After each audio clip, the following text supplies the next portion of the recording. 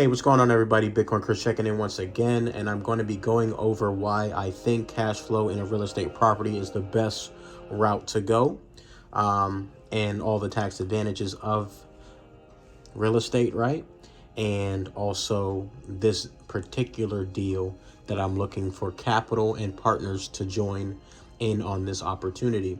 So there's hard money lenders as well, but before I go and get a hard money lender, what I wanted to do was give you guys the opportunity and to understand how real estate works, because a lot of us don't know about depreciation, accelerated depreciation, so on and so forth, along with cost segregation study. So I have notes here. I have all the paperwork here, or just the deal here that I'm going to run through these numbers with you guys. So I think it will be a great opportunity for you guys to learn and know what I know, right? And that way you guys can, invest if you want to, because this is an opportunity and you can do this with, any other property as well. So let's jump right into it.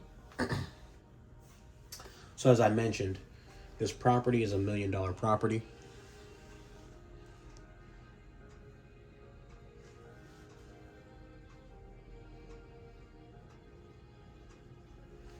It has, once again, it is a 13 unit, and the cap rate is 8%, can be increased to 10%, but right now it's at an 8.2%.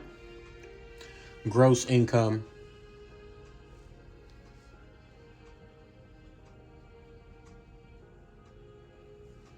is $175,018 for the year. Expenses came out to, in total, what they have here is $71,000, which leaves us with an NOI, net operating income, of $106,022. It's actually $70,095. Get these numbers right for you guys. Perfect. And again, this is a 13 unit here in Florida, and it is a manufactured home community in Largo. So that's here in Florida. All right, let me add these dollar signs. Cool. All right. So where's my other phone at?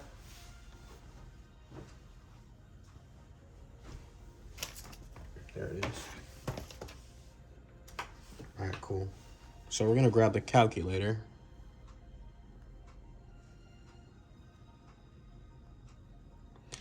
All right, so first and foremost, your NOI is your net operating income. That's the total after all the expenses. I didn't put the expenses here. All right, and that's the gross income. That's what you're making in rents for the 13 units. And you get $106,022 after you pay all the expenses, right? So $106,022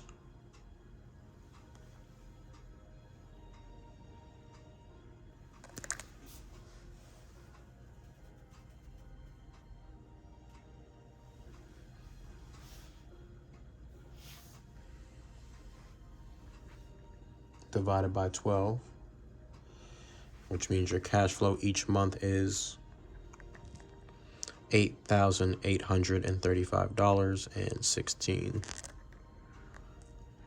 667. Cool. All right, guys. So this is where we start to dive into why real estate is great, right? So for us to acquire this property, we're going to need 20% down. So $1 million property, you're going to need 20% down. 20% down of $1 million is going to be about 200,000, right? So we're going to put down 200,000 plus closing costs. I'm not sure how much that's going to be, but we're just going to keep it pretty general for this example. And this is a real deal that I am looking at. So 200,000 we can put down. So once you put down the 200,000, you now have control over $1 million asset, or it's a 13 unit, considered $1 million asset, and you know you're cash flowing $8,835 a month, right? So that's the great part about buying this asset, is now that you own it, you are also cash flowing $8,000 a month. And all you need to do is put down 20%, 20% of 1,200,000. Great. So what we're going to do is we're going to jump into, you know, taxes, right? Because even though you're making $8,000 a month, right? A lot of people don't know about the taxes on this, right? So because your investment property is a business, you can do a few things with your tax, with these taxes, right? With these tax loopholes. There's something called depreciation, where you can do $1 million times 27.5, and we'll do that math here. And that would be how much you can write off of your net operating income. And also you can write off your expenses, because this is the expense that it costs you to run the business and to have this property running properly and to cash flow. So let's do that math.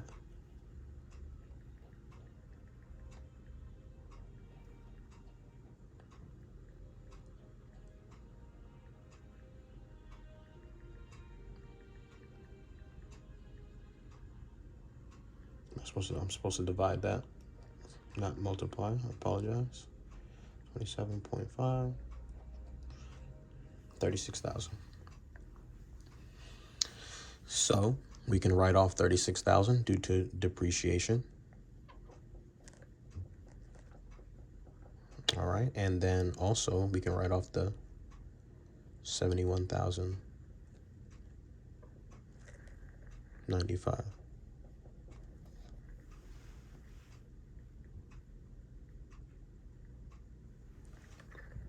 $107,458.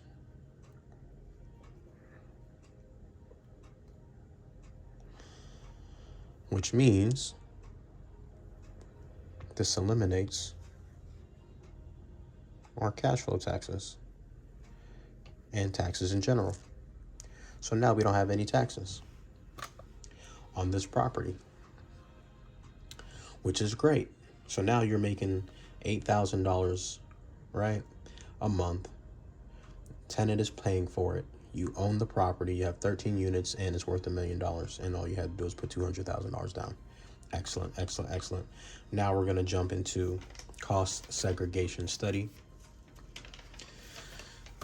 And we're going to just write the abbreviation cost segregation study, which is a tax loophole where you can actually do 30 to 40% of the purchase price of the property, because what you can do is you can actually do the depreciation for 27 years, which is why we did that's why we divided by 27.5, because you can depreciate the whole property over the time frame of 27.5 years.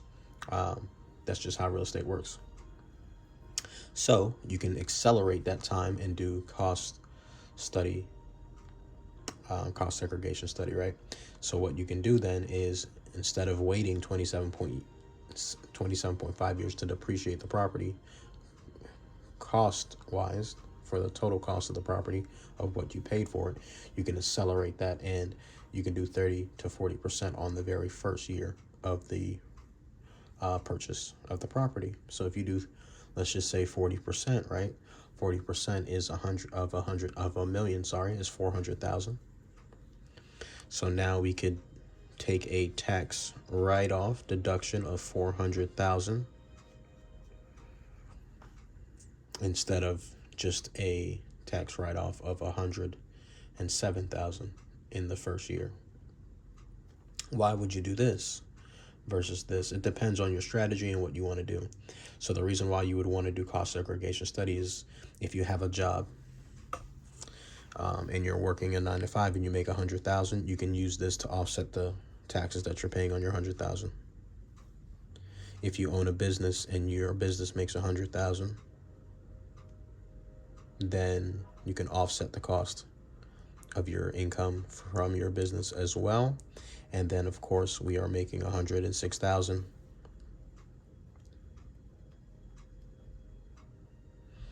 So now we have just eliminated our income tax, our business tax, and this cash flow income that we're receiving from the property that we purchased. So let's do that math.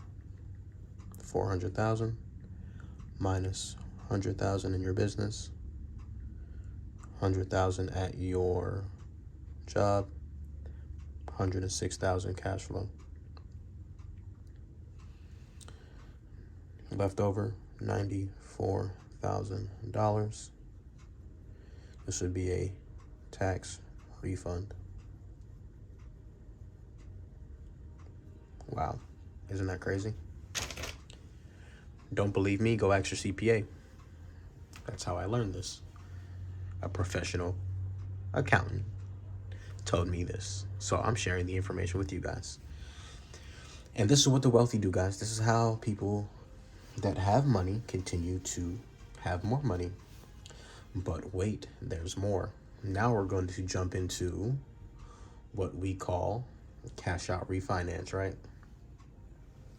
Because remember, we got a loan, whether it be hard money loan or you partnered up, or you can do creative financing, which is, you know, you can do business credit, right? You can accumulate credit, right, to purchase the property, or you can do a hard money lender, or you can partner up with people, right? If you have 100,000 or somebody else has 100,000, you guys can partner up together, or 4 people put together 50,000, right? And now you guys come together and you guys purchase a property, purchase an asset, and now you're able to, you know, own a property, get not only the tax incentives and benefits from this property, but you're cash flowing. And now we're going to jump into, once again, cash out refinance. So let's go over here because we got some space. Cash out refi. All right, guys, so for the cash out refinance, what's great about the cash out refinance is you can take up to 80% of the value of this property. Not to mention, we did not force appreciation. So let me take a second to explain what forced appreciation is. This is the property that I'm referring to. This is just how it is right now. If we did nothing to the property, it's cash flowing right now $8,000, and you know, we could improve the property by doing renovations, by doing improvements to the property, and then we could raise the rents, which would ultimately raise the value of the property. We're not even talking about that, but we will do that. We can do that. You should do that. But for the simplicity of this example and this actual deal, we're just going to talk about numbers as is. So what we can do is we can do an 80% cash out refinance. 80% of $1 million is what, guys? $800,000. So where'd you get this money from for the down payment? As I just mentioned, you can partner up with somebody, you can get the credit card, you can do a hard money lender. So for this particular example, we're going to say we got the money from a hard money lender. Hard money lender charges you 15%. 15% of 200,000. It's 30,000. So we'll go ahead and pay back 230,000 out of the 800,000.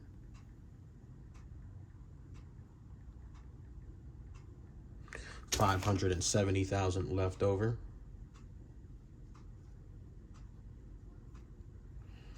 Because we paid back the $200,000 to purchase the property. So now we control an asset using other people's money or creative financing or partnering up with somebody. Now we own the asset, and now we're cash flowing 8,000, but now we can do a cash out refinance.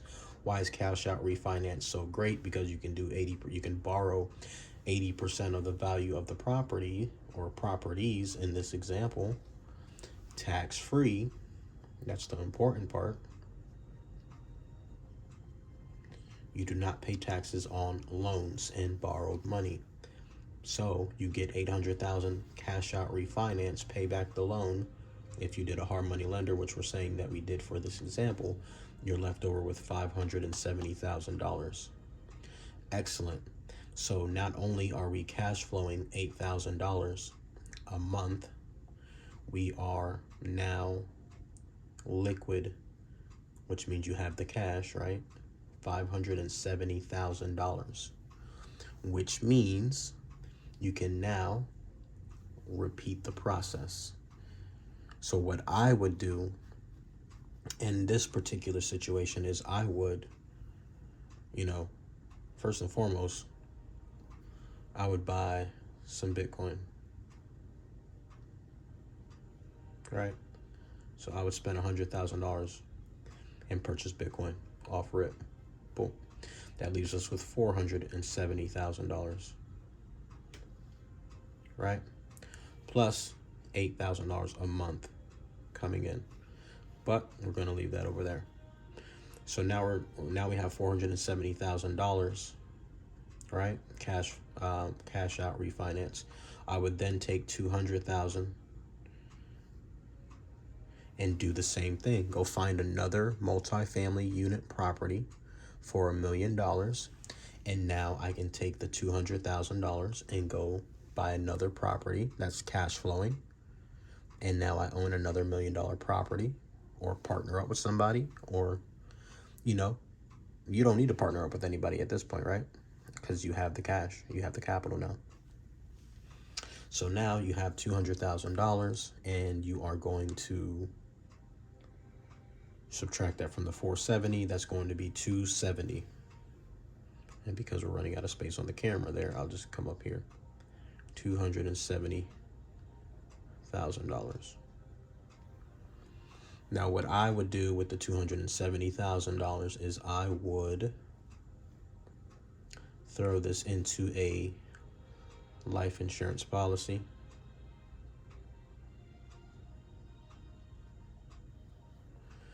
Which would allow you to, do a cash value life insurance policy, which would allow you to borrow against it. This would actually go up in value because it's going to track the S&P, and that would appreciate about 7% a year, if I'm not mistaken. Right? So the reason why I would do that, because you would want to, put it in a vehicle that's going to appreciate over time, and then now you can borrow against. I would fully fund the policy, and now I can borrow against the policy. So now that my money is making 7%, I'm going to borrow against this. Boom. And now that I borrowed against it, guess what? I would use the cash flow to pay it back over time, which you're pretty much just paying yourself back at your life insurance policy. But now you have 200 and I don't think you can borrow the whole. I think you can borrow the whole thing. Go contact a life insurance and policy maker. If you need one, I could connect you with someone. That's not my expertise, but I know this is how it works. So what I would do is I would fund a life insurance policy, maybe just do 200,000, keep 70,000 for myself. Plus, again, you're getting $8,000 a month in cash flow. So I would keep 70,000, put 200,000 into the policy. You could borrow up to, I'm pretty sure you can borrow 80% of it, 90% of it. Maybe you don't need all of it, right? Maybe just borrow 50%. So now you're borrowing 100,000 of the money that you have in a life insurance policy, but you have 200,000 in there, and it's still growing at 7% interest, right? Which is dope. All right, so now you have 70,000 for you to do whatever you want. Obviously, you would want to invest or do something, right? Get another asset, maybe buy a business, I don't know. Do what you want. It's your money. 70,000, whatever. You have 100,000 that you borrowed out of the policy, so now you have 170,000. right? I know you guys can't see that, so let me move that over here. Boom, 70,000 plus we got 100,000 out of the life insurance policy, and it's growing at 7%. So now we have 170,000 over here.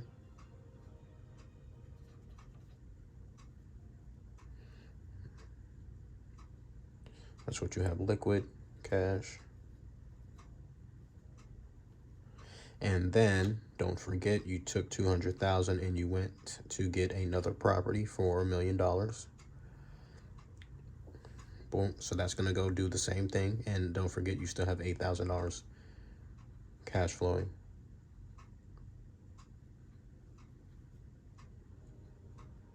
Which you can take a portion of that and pay back the money. See, you don't even need to borrow the money, but I'm just saying if you want to, make some moves, buy a truck or buy a business, or start an e-commerce business, or buy some more Bitcoin, or, you have, use that money to live off that money, right? Because now you have cash flow. You should be able to live off $70,000 a year because, what's the average rate of a millionaire, right? If they put it into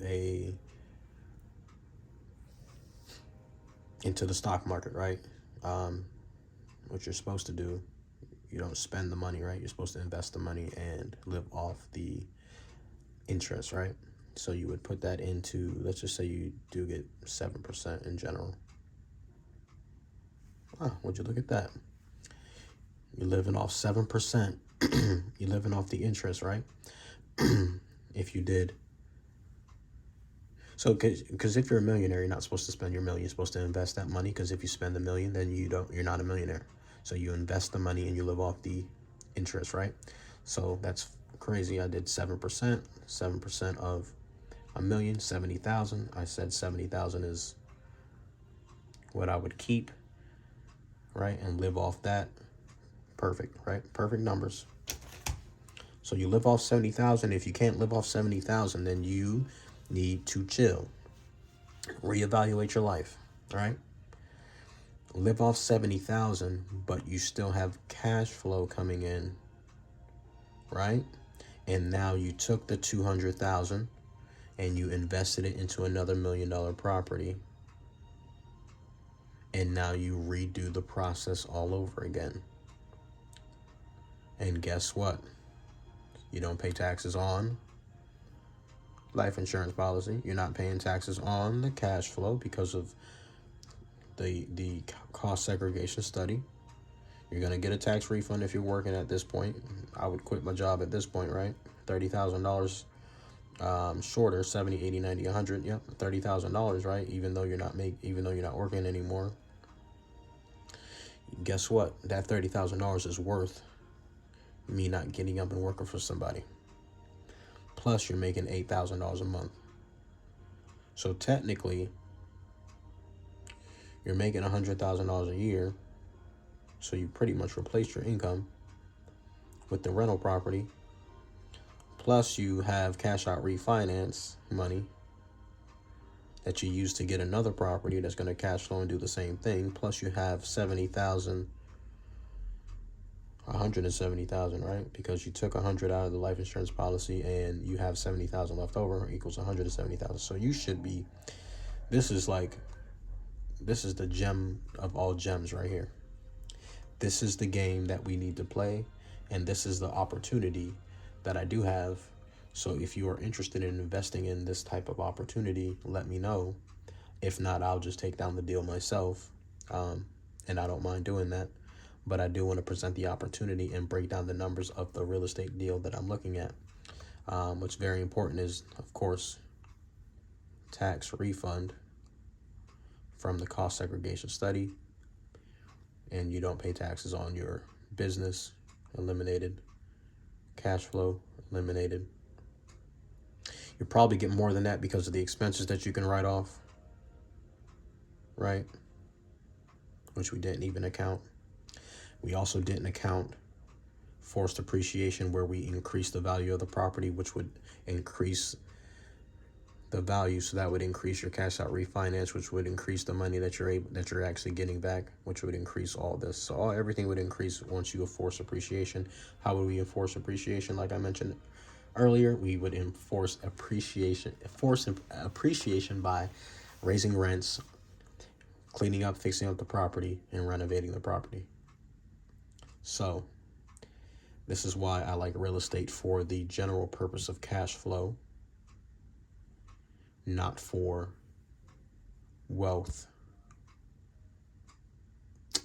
What would we say? Wealth, what? Not for wealth. Not for preserving wealth would be the correct terminology, but for creating cash flow, because I would put my money into Bitcoin, right? Because that's going to also appreciate over time. I would buy some more Bitcoin, right? With that money. Because you put 100,000 in Bitcoin, Bitcoin goes to 1 million, which it will do, just a matter of time. Well, we're at 30,000 right now, right? So 30,000 divided by 30, 60, 90, you get 3.5 Bitcoin. How much Bitcoin can we get with that?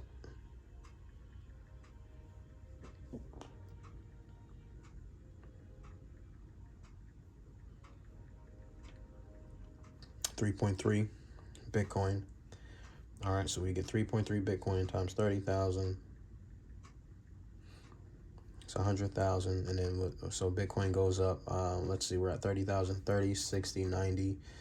So when we hit 100,000, let's just say we hit 100,000, 30, 60, 90, 3.33%. Let's say we go up 3 times.